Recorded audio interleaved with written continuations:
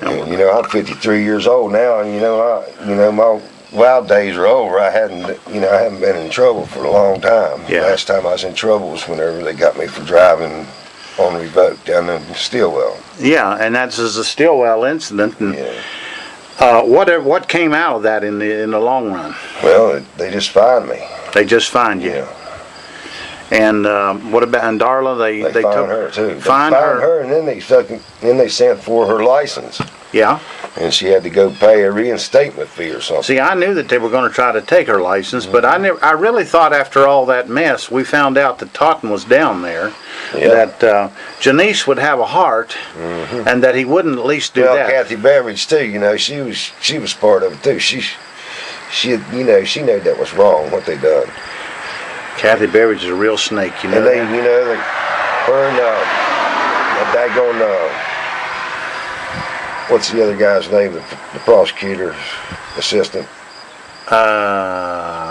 Clifton. Clifton, yeah. See, he ain't never like me. Me and him, just don't see eye to eye. We butted heads a couple times, and when he come up in there to prosecute me, I knew I didn't have a chance in hell. Right. You had Kathy and you had Clifton. Yep. Well, I appreciate the fact that you raised the question there that day about that camera. Yeah. Now, that camera, that was a problem. You had told me that they had a camera. And then suddenly, Totten's saying, well, it didn't work. Yeah, he didn't turn it on. That's right. He conveniently didn't turn it on. You know, a funny thing, though, they got cameras nowadays that apparently come on their own. Well, that's the way it should have been. Because they arrested me again the other day. I don't know whether you knew that or not. No, I didn't know that. Over a speeding ticket that had been dismissed. And Cole, he was sitting there, and he said, we'll start driving whenever the camera comes on.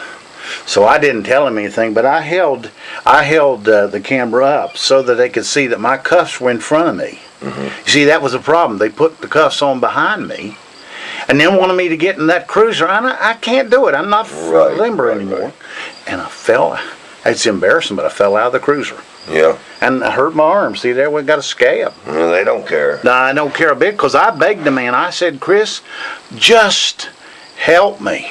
You ain't never bothered nobody, and that's, I never had no problems with, authority either, as far as, down through the years. And when I did my time in prison, I was model inmate. I never even got a write-up in the whole 8 years I was in there.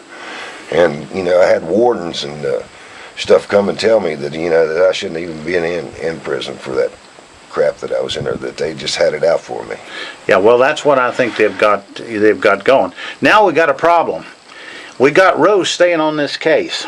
Well, see, Roe, he was a lawyer for William Oakley McCoy whenever the Rainbow murder